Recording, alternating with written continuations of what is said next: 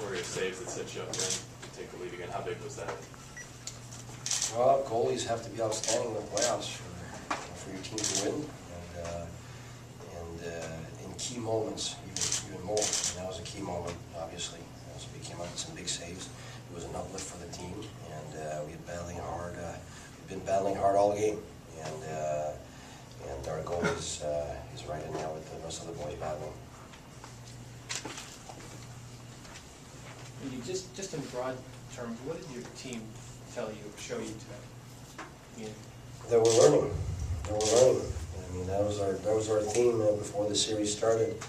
We weren't kidding ourselves. We got less experience than them, and the guys who didn't have experience had to learn quick from the guys who did. And game after game, we did lose focus of what we had to learn and to get better and to make sure that we figure out what the playoffs are about.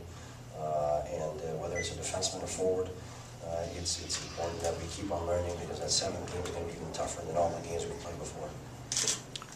Should it be any surprise that you're getting such key contributions from so many different players? You get Bergenheim kicks in, Moore makes a great pass, Teddy Purcell scores. I mean, it's not just your big guns that are, contributing offensively, especially.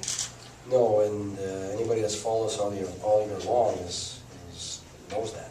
That was our team, and it was funny because during the year, Stammer was scoring some goals, and Marty obviously having some points, and Vinny and Gags and all that. But if you followed our team, that was the trademark of our team, is that the 4th liners, 3rd liners, the grinders, defensemen, we always had new heroes every game. And Stammer was doing his thing because that's what he does, and Marty too, and Vinny and all that. But the difference, it doesn't come from them because they're doing their job. It's the other guys that nobody was expecting this year. A guy like Bergenheim gets 15 goals this year. Moore's got 18 goals this year. Thompson, Hall was in the American League last year, so he's back and he's sleeping on the ice right now. And Purcell, he had never gotten a lot of points. He had over 50 points. And so these guys, I would call them no names. That's what somebody called them 2 days ago. Certainly have a name for us. And the work that they put in all year long is paying off, certainly in the playoffs. And I've always counted on them, and we still count on them, and they still make the difference. Guy, again, the penalty kill, perfect again tonight. I think you've given up 1 power play goal in a series. Is it execution, preparation? How do you explain it? Well, if you follow us in the last month of the season, basically that's how we were in the penalty kill. We were in the top 5 for the biggest portion of the year, and we dropped at some point a little bit, and then climbed up again. So we had a very good penalty kill all year long. So we relied on it in some games. Some games a little more the power play, some games more the PK. But Wayne Fleming has done a tremendous job with that penalty kill, and obviously he's not there, but he's still there, and he's still helping us.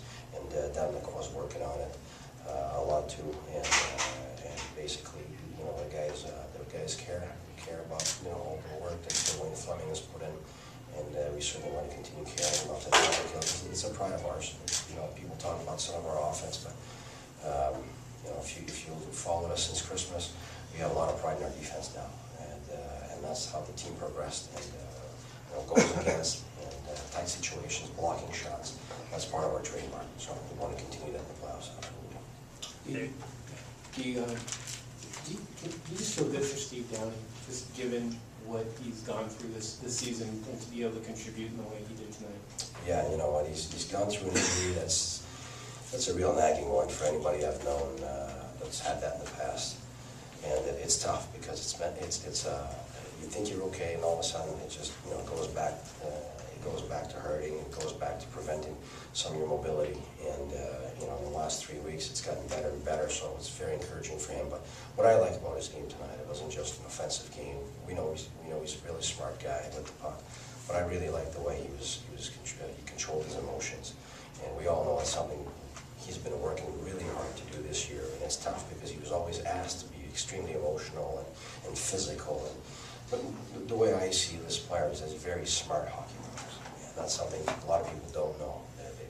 And it's important that in these playoffs, he keeps that composure, and he has today. So I'm very, very impressed with how he's kept his composure. And I know they're trying to get at him on the other side. And it's normal. It's history.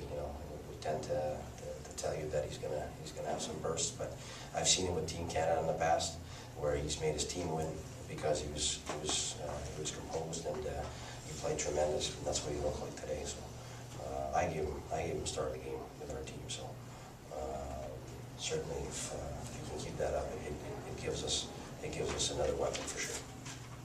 Through all the lessons that your team has learned through the first 6 games, how does that now apply going into a Game 7, another situation where a lot of these guys have never been in?